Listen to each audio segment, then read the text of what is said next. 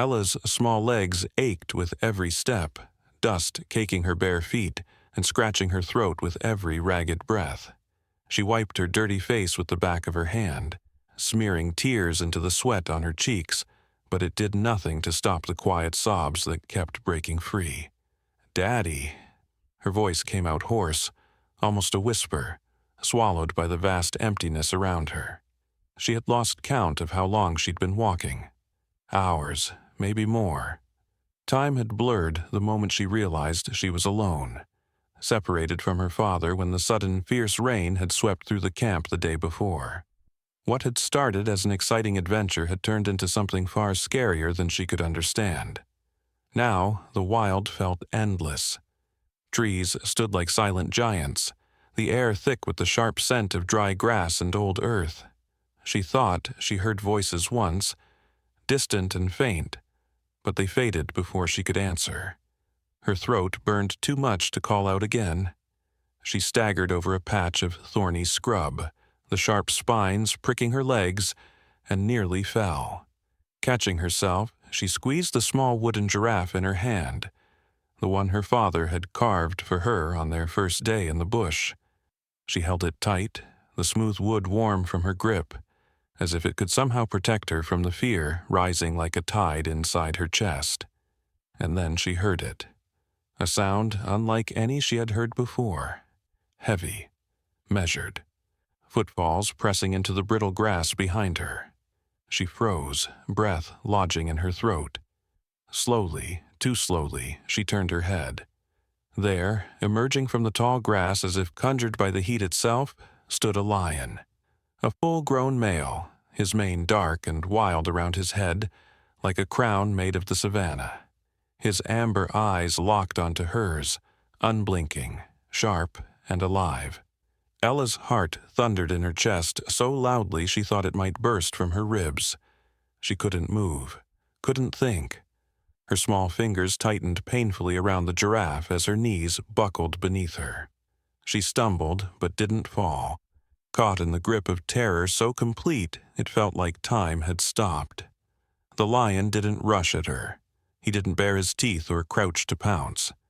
He simply stood there, chest rising and falling, his gaze never leaving hers.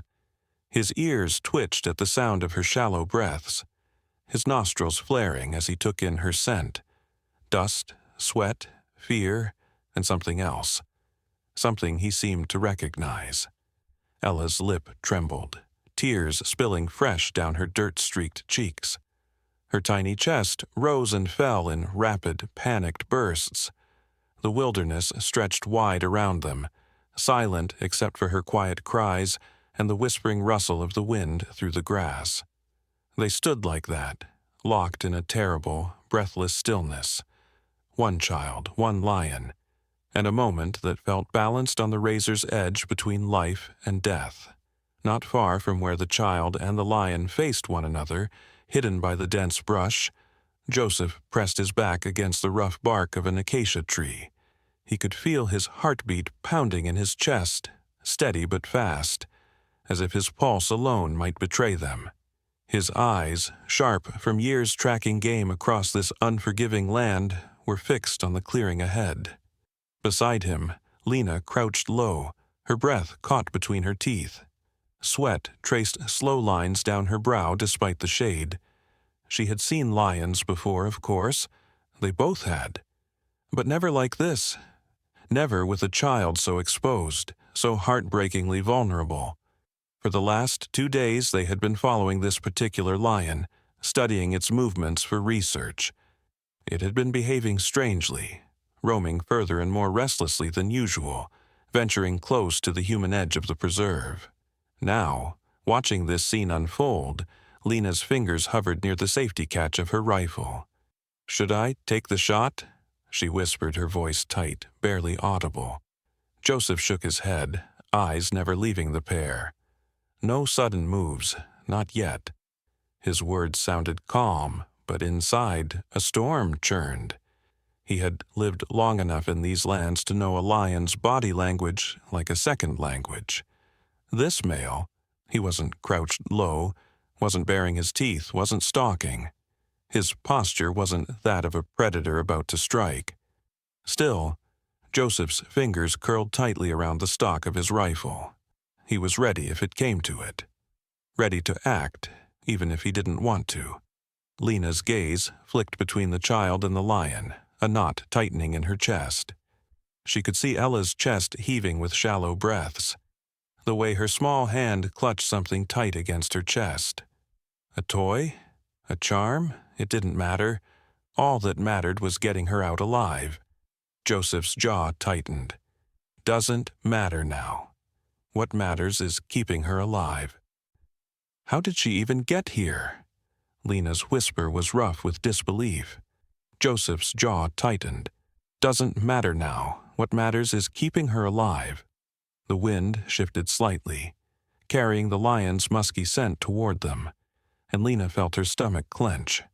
The lion's ears flicked back, catching distant sounds, but his eyes remained locked on the child. He stepped closer, a slow, deliberate motion that sent a fresh wave of terror pulsing through her veins. Joseph raised his hand instinctively, palm flat, signaling her to stay still. "Watch his eyes," he murmured. The lion's gaze wasn't hungry. It wasn't cold. If anything, there was a flicker of something almost human in those amber depths. Curiosity, perhaps, or something deeper, harder to name. The bush seemed to hold its breath. Joseph had seen many things in his time: predators hunting, prey fleeing, the brutal simplicity of survival. But this was something else entirely. Something that defied the rules of the wild he thought he knew. He dared to hope, just for a heartbeat, that this moment could unfold differently. Ella's legs finally gave in to exhaustion. She sank to her knees, the dry earth warm beneath her, and let the carved giraffe slip from her trembling fingers. It landed softly in the dust, a tiny, helpless thing, much like her. She buried her face in her hands, breath coming in uneven sobs. Tears stung her eyes all over again, but she was too tired to wipe them away. The world around her blurred at the edges, as though she were slipping into a fevered dream. The lion stood just meters away, close enough that Ella could hear the heavy draw of his breath. She felt it too, warm and steady, as if the rhythm of the wild had slowed to match the beat of her small, frightened heart. Through her blurred vision, she dared to peek between her fingers. The lion hadn't moved to strike. He hadn't come any closer. He watched her with a strange, unwavering stillness, his great chest rising and falling like a bellows. She didn't understand what she was seeing, but she felt it in her bones. There was something beneath his golden gaze that didn't feel like the sharp edge of hunger. She let out a shaky hiccup of breath, more a whimper than a sob, and to her quiet amazement, the lion's ears twitched at the sound. Slowly, without any rush, he lowered himself to the ground.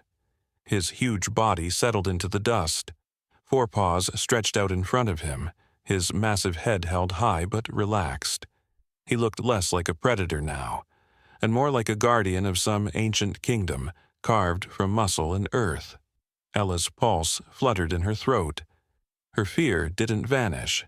It was still there, curled tight in her chest, but something strange and almost soft pressed against it. She didn't understand why, but she felt less alone. The trackers in the bush hardly dared breathe. Lena felt her heart hammering against her ribs, her grip tight around the barrel of her rifle, yet her finger eased away from the trigger. Joseph's eyes narrowed, not in suspicion, but in quiet wonder. He had spent decades reading the savannah's silent language, and now it whispered something he'd never heard before. The lion gave a low, vibrating sound from deep within his chest. Not a growl, but something rougher, warmer, a chuff, a sound lions use for their own to signal peace, recognition. It rumbled in the air like a lullaby sung by a creature of shadows and strength. Ella, her breath caught in her throat, lifted her head fully now. Her small eyes met the lion's gaze, and against every instinct of fear and flight, she found herself inching forward, not away, but toward him. She didn't know why. Maybe it was the way he didn't move to harm her. Maybe it was something older than words, older than fear itself. Her tiny hand reached out, uncertain but brave, and rested on the earth near his paw. Dust coated her skin, but she didn't pull back. The lion's eyes flicked to her hand, then back to her face. They sat like that, under the unyielding sun, child and lion in quiet accord, as if for a fleeting, impossible moment they belonged to the same wild living world. A breeze stirred the dry grass, lifting dust in slow swirling eddies around the unlikely pair. The sun pressed down harder now, casting long shadows beneath the lion's body. His tail flicked lazily, sweeping a small arc in the dirt, but his gaze never left the child sitting so close. His breathing remained steady, deep and unhurried, as if he were carved from the very earth they shared. Ella's tears had dried into salt trails on her cheeks. She sat still, her small frame trembling only slightly now, her palms still resting near the lion's enormous paw. She could feel the faint warmth of his body through the ground, a living heat that felt oddly comforting. Her chest no longer heaved with sobs. Instead, her breath came in thin, careful pulls, as if afraid to disturb the delicate balance of this moment. From the brush, Joseph studied the lion's posture with the careful eye of a man who had spent his life decoding the quiet messages of the wild. He noticed how the lion's muscles were loose beneath his skin, not coiled in tension. His head was high, his eyes clear. This was not the stance of a hunter waiting to pounce, nor the restless pacing of an agitated predator. It was something else entirely. "He's not afraid of her," Joseph whispered, his voice dry and low. Lena barely nodded, her eyes never blinking. "And she's not afraid of him." Joseph's mind turned over what he knew of this lion. He remembered when the trackers had first identified him seasons ago, a powerful male, once king of a thriving pride. He'd fathered cubs, defended territory, chased off rivals. But months ago, everything had changed. A younger male had challenged him, and with brutal efficiency had claimed the pride. Joseph recalled the lion's roar in the night back then, a sound so raw with loss it had chilled him to the bone. Now, as Joseph watched, the thought came unbidden. Perhaps, in this fragile child, the lion saw echoes of his own lost bloodline.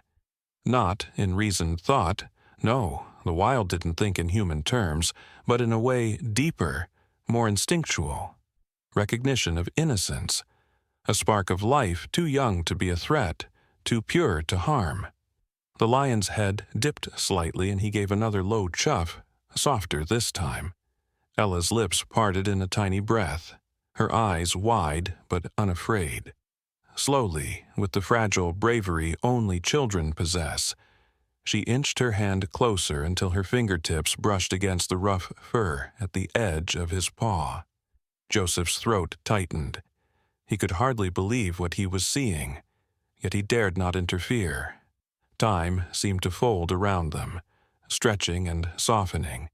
In that stillness, in that impossibly quiet space between fear and trust, something wordless passed between them. Not just survival, not just mercy, but a fragile, powerful connection. The lion did not move away, and the child, against all odds, did not pull back. The sound of hurried footsteps and ragged breathing broke the stillness like a stone cast into water. Joseph's head snapped toward the noise, eyes narrowing beneath his weathered brow. He recognized the figure immediately.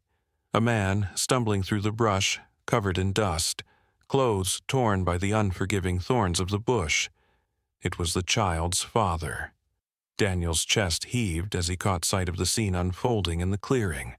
For a breathless moment he froze, disoriented by what he saw. His daughter, his little Ella, crouched beside a full-grown lion, her tiny hand resting against its fur as though it were no more dangerous than a house cat. His throat closed with panic, his eyes burning with unshed tears.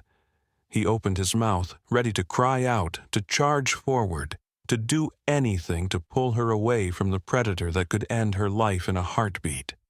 Before he could make a sound, a rough grip closed around his forearm.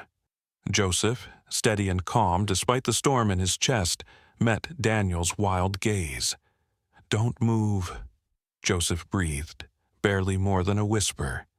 His fingers tightened, not in force but in quiet desperation. If you rush her now, it could all change. Daniel's eyes filled with disbelief and fury. His mouth trembled, caught between protest and plea. His heart screamed to defy the warning, to tear free and run to his daughter. But he saw something in Joseph's face, not fear, but a fragile thread of trust in the moment that was unfolding. His breath hitched painfully in his chest.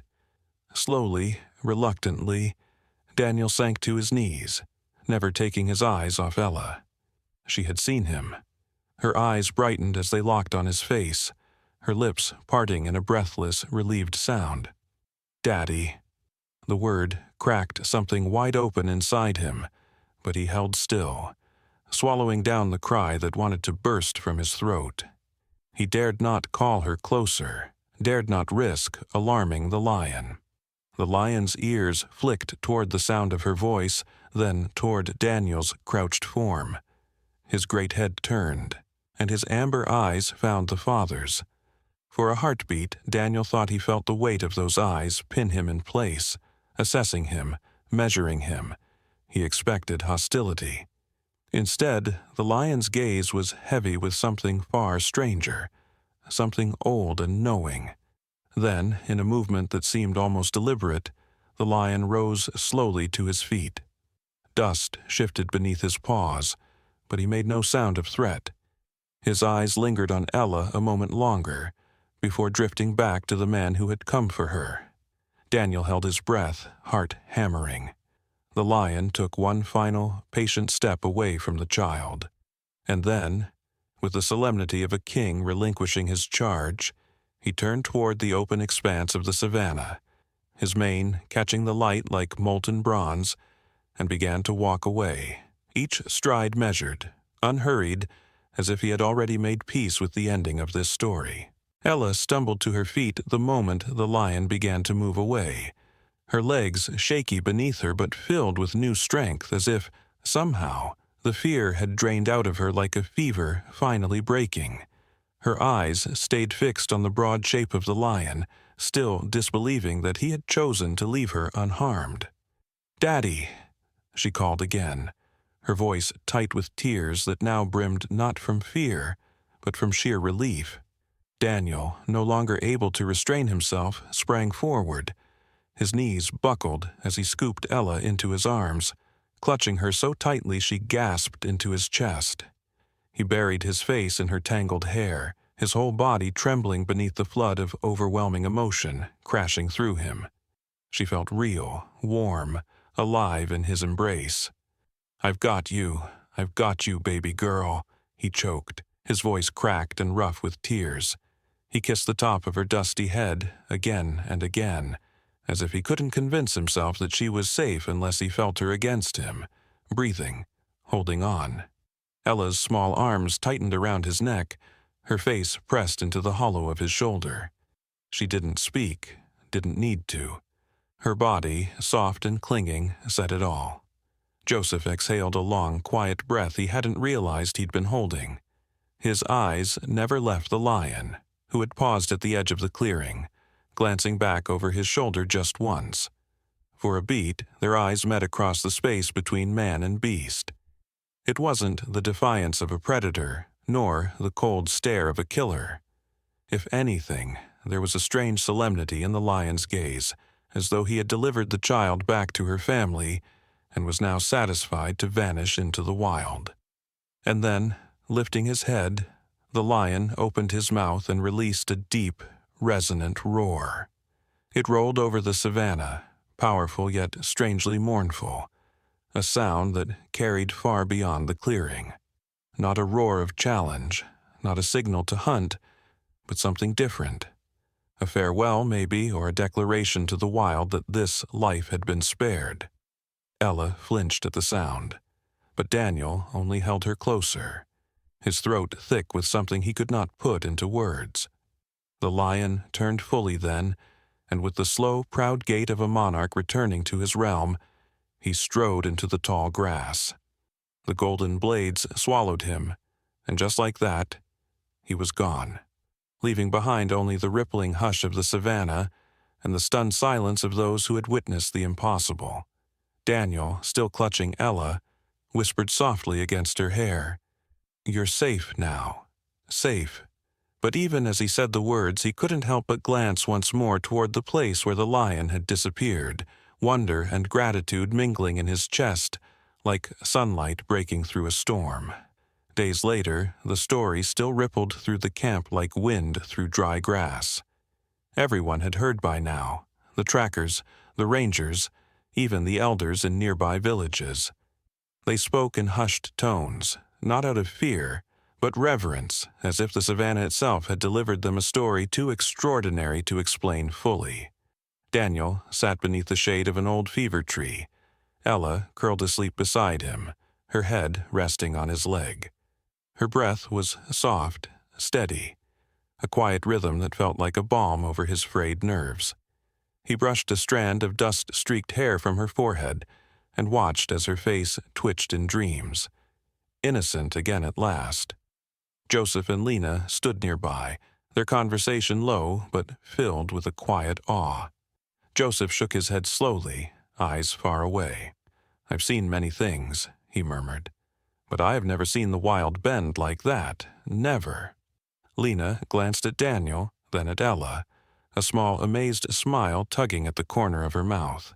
"Maybe," she said softly, "the wild didn't bend. Maybe it simply remembered something we have forgotten." Daniel's gaze drifted past them, out toward the endless savannah, to where the lion had disappeared days before. He wondered if the lion still roamed nearby, or if he had melted back into the vastness of the bush, carrying their moment with him, as much a part of his story as theirs. He couldn't explain it, not in words that made sense outside his own heart, but he felt it deeply, an understanding that went beyond logic, something raw and powerful. In the lion's eyes he had seen not hunger, not calculation, but something painfully familiar. Loss, perhaps. Recognition. Maybe even grace. That moment had changed him. It had changed them all. Later that afternoon, as the sun tilted low in the sky, Daniel found himself standing before a gathering of local families and rangers beneath the same fever tree. They had asked him to tell the story himself, to speak of what had happened not as myth, but as truth. He held Ella close as he spoke, his voice steady but filled with emotion. This was not a story of survival alone, Daniel told them, his eyes sweeping across the small crowd. It was a story of mercy, of a choice made by a creature who owed us nothing, and yet gave us everything. A thoughtful silence followed, heavy with understanding. Some nodded. Others simply watched the horizon, as if expecting the lion to return and walk once more into their lives. Daniel drew a breath, feeling the weight of the moment, and added, "Out there, in the wild, there is a force older than fear. Older than survival. It's something we too easily forget, until a moment like this reminds us." He let his eyes linger on each face, letting the words settle. "Remember this," he said softly. "Not all power is in the bite or the roar. Sometimes the greatest strength is the choice to spare life when you could take it. Carry that with you. Share it. Let the world know that even the fiercest heart can hold mercy."